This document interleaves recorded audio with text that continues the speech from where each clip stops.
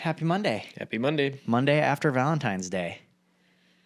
I hear you big balled out at Spanky's this weekend. I did. I had a gift card. You did have a gift card. Or else I wouldn't have balled out. I did not ball out, but I did go to Rosewild downtown. Rosewild. That's a nice place. Yeah. You been in there? I think once Is last that year. the Jasper Hotel? Yes. I have been there. Yeah, pretty nice. I think I just had a drink there, though. I don't think I've had food. How was the food?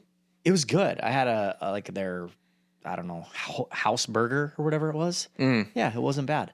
So I had that, and then the boiler room's got the boiler room has got like a little pop-up deal. They called it, boy, I'm gonna slaughter this here, Fargo Ritaville, like Margaritaville, but Fargo Ritaville, and it was like a tiki bar. Okay. And I had a pina colada. I mean, it had to have been literally straight sugar and alcohol. Oh, yeah, absolutely. But it was phenomenal tasting. Absolutely. You put enough sugar and enough alcohol in something, it's bound to be good. It's bound to be good. And give you a good hangover, too. And give me a good hangover. So I had one of those, and yeah. Nice. Called that a day. Nice. Yeah, we went to Spanky's over by Frazee in Minnesota. That place is amazing. Have you ever been there? I have not. Oh, dude, you got to go. They've it's like an old log cabin, and they've got a big fireplace going. So like you walk in, it smells like fire, and it's awesome there. You're not the first person to tell me that that's a really good place. It's phenomenal. So I'm gonna have to add that to my list here. And you went on a perfect day. We had record-setting temperatures on Valentine's Day. Yeah. Did you catch that? What was it, like 40? 45, I think. That's a record? I think it was a record. I didn't know it was a record. I think 40, like 3 or 44 was the record, and then I think it hit 45. Dude, I figured it was warm out because I shit you not, I saw people on motorcycles.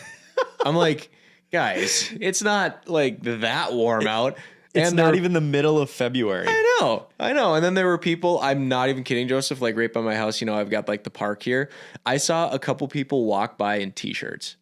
T-shirts. Madness. You're like, that's how you know it's cold. That's how you know. Yeah. When 40 degrees is like, and I love saying this, 40 degrees in spring and 40 degrees in fall are two different 40 degrees. So different. 40 degrees in fall, big sweatshirts coming on. You're getting the little chills. You got the heater on, the heated seat in the pickup. Yeah. I'm not going to lie. I did have my window down.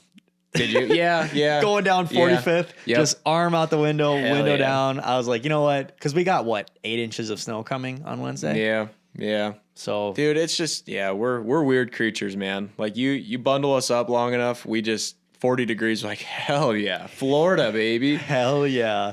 I was laughing. One of my good friends went to Arizona on Saturday, and he was all mad. He goes, he said, I couldn't have just picked the worst time to go. He said, we're going to Arizona at the coldest time it's been there in a long time. They're like 50 degrees. Really? On Saturday, Sunday, Monday, Tuesday. And he says, guess when I fly back in? Wednesday, when we're getting 8 inches of snow. So he's like, I'm missing the hottest stretch of February we've ever had, going to the coldest Arizona's ever been, and then I'm flying back into a blizzard. I feel bad for him. I was like, yeah, bro, that's on you. You did time that bad. Dude, that sucks. That's kind of that, typically me and you are having that luck. But now we're kind of dodging that for now. We're having pretty good January, Februaries, I'd say. This is really nice, yeah. I would like to make the big announcement for you, but I want you to talk about it because I'm so excited. I'm so excited. I know what you're talking about. Ben is buying a flip house. Whoop, whoop. House flipper Ben. Dude. I don't know if I don't know if I'm taking any credit, if I rubbed a little bit off on you or what. I think I already know more than you. I think I'm already the pro. I am thrilled to watch this thing go through. I'm gonna watch you just hit a grand slam, and then I'm gonna be like, damn it.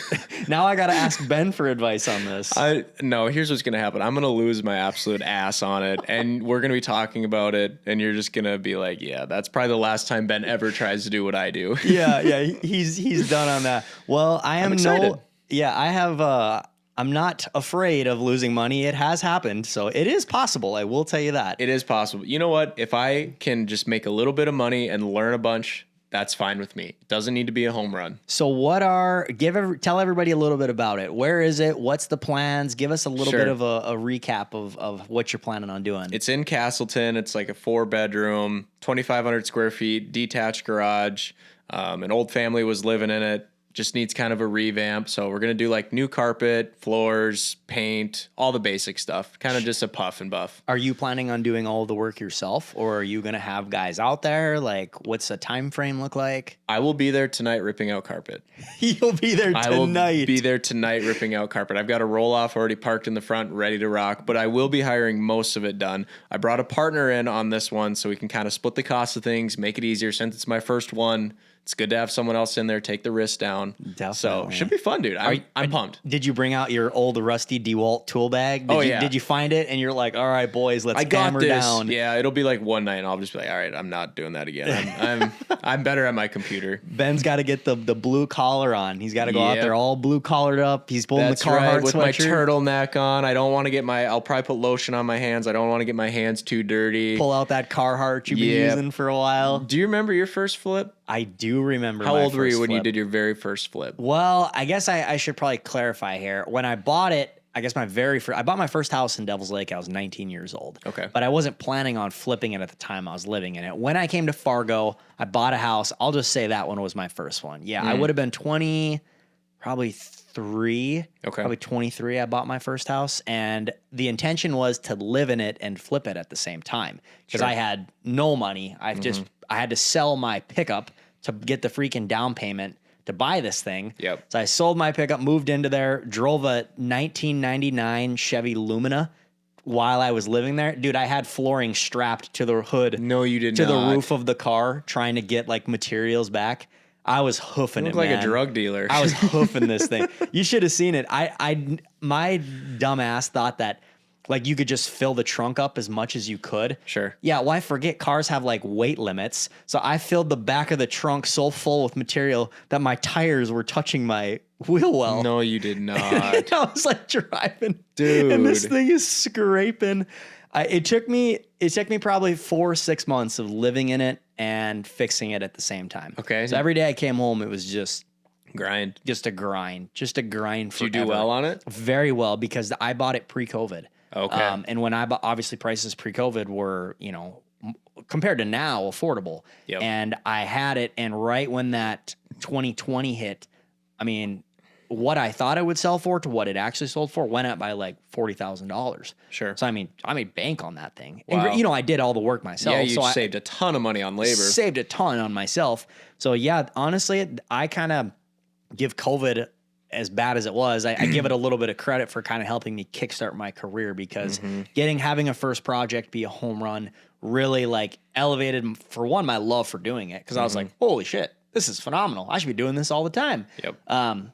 Yeah. And just kind of giving me the opportunity to get a little bankroll going. So Yeah. I do 23 and I did it. And now we're on number 28 or whatever we are on. So yeah, this is a great start for you. This is going to be a really fun excited. one. It should be fun. I'm sure there'll be a lot of lessons, but we're going to hire most of it done, which will be nice. So I can still kind of stay focused on like my actual day job. But if we can save a little labor just by little things like ripping out carpet, that's easy. Yeah. Can do small projects like that. No problem. Yeah, definitely. Well, speaking of flip houses, the one I just finished in South Fargo, 4 offers on it. That's awesome, man. Listed it on a Saturday morning, and by Sunday night, 4 offers. Wow. I was shocked. I knew we did a good job, and we did those couple extra little things I was talking about, whether it's putting up some paneling, just giving it a little touch. Little character. Yeah, I just don't want to be the gray and white house flipper, and adding that little bit into it. I guess it's looking like it might pay off. Okay. So we had multiple that were over asking, which, I mean, the market is warm right now, but I'm not like thinking 4 offer over asking hot. So, I mean, it felt kind of good to get a lot of good feedback on it. And people were like, no, this is awesome. It's a great price point. And kind of, not that you need that validation, but it does help, when people are like, great job, Ben. It looks great. Yeah. So do you think you'll do more of that kind of little bit of extra touch to it, opposed to just doing basic cut and dry? Yes, I'm going to cut back on a couple things. Okay. I had mentioned on the last pod that there was a couple items we did where I really, kind of got in a little bit over my head.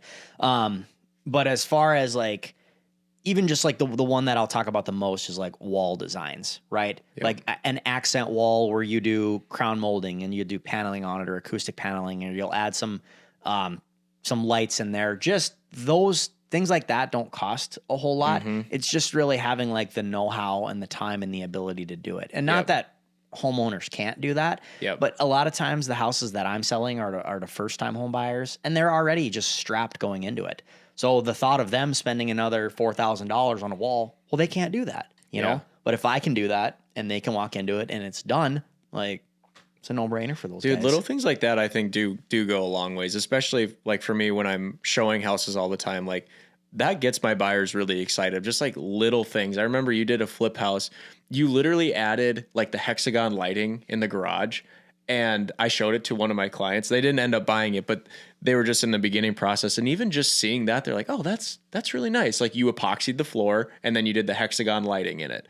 And that like separated it from all the other basic $250,000 townhomes. Just something little like that can make a huge difference. Yeah, big time. And so, no, I'm so glad you said that. I mean, like I said, we want to strive to just be a little bit different, and so we're excited. So we got one cooking. You got one cooking. I got another one we're cooking on for February. Let's keep the ball rolling here. Yeah. Last thing I wanted to go over, just a little bit of a hot take on here because it just happened.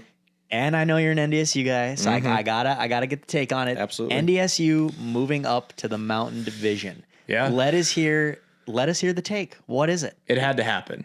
It absolutely had to happen. We all know this. The games, the attendance, the hype around NDSU football has gone straight to the gutter. Something like this needed to happen. I think they're going to struggle for a little bit. I don't think that they're going to just rattle off a 12-0 season like they have been in the past.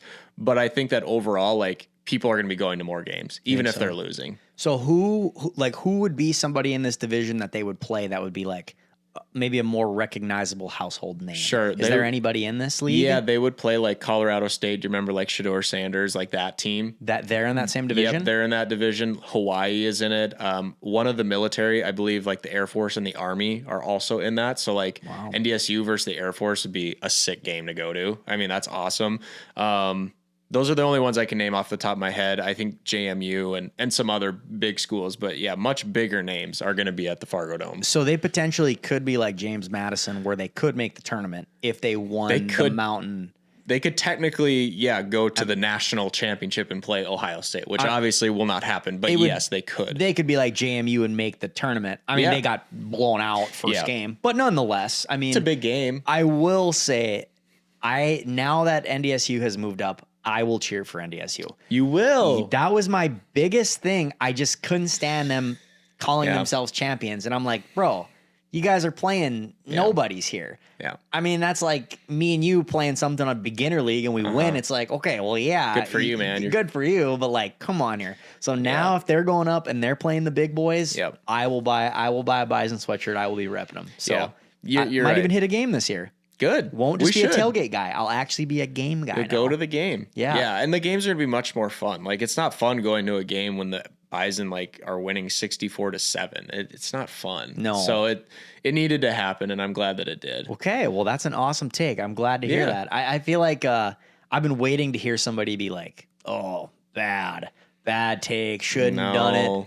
Dude, the only thing that kind of sucks about it is they just switched the national championship over to Nashville, if you remember. And now there's not really a national championship anymore unless they make it to the national championship, which we all know is not going to happen. So like, it's kind of a bummer that they won't have that like environment anymore. They'll just have like a small bowl game is the best thing that they'll have. That'll be the best thing. Kind of sad, but it's all right. It's a good run. Oh, it was a really good run. Yeah. But you know what though? I tell you, I mean, if for some crazy reason, I mean, they made it even just to say you made the tournament. Yeah. Like I think just making the tournament, I think that's a bigger honor than playing in Nashville against whoever. I mean, you're talking the rest of the country. Like, I mean, I would be around being like, bro, NDSU literally is in the top 12 schools in the nation. I'd be like, get bent. Like, even if they get blown out by Alabama or something, like, who cares? Like, we literally made it. You know how many schools there are in the country that would kill to be in the top 12 in the nation? Like, I think that'd be the biggest honor of all. Yeah. So, like I said, they got my back here, and I'm excited to see where this year goes. Yeah, I mean, how cool would it be if they won the Mountain West, and then I don't know if it's possible, but if they played a team like Purdue in Purdue, like how fun would that be to be in a stadium of 60,000 people? It'd be a whole nother level. Even if they get blown out, like that's a different level. You know? Yeah. But seriously, like you said, even to get the opportunity to go somewhere and play somebody. I mean, if they got to play in Oregon, like I would be tempted to be like, Bro, we should just go to Let's the game. go to Oregon Like, we and might watch. get blown out, but like the fact that we get to go and watch. Yeah, and, dude. I mean, and for the players too. Like, I think that has to just elevate their ranking as far as, I mean, because it's like, yeah, now you're not just playing, Scrubs. Yeah, no offense to those guys, but I mean, they're playing the big dogs. That was always the knock on any good NDSU player was, well, it's FCS. They're not playing the big leagues. Well, now they're FBS. They're the big leagues. Any good player, any good recruit, like that, you can't knock them anymore. No, you can't knock them anymore. It's cool. It's cool. It's good for them. Well, I'm excited. It's going to be a good year. Well, Yeah. happy Monday. Let's keep the week rolling. All right.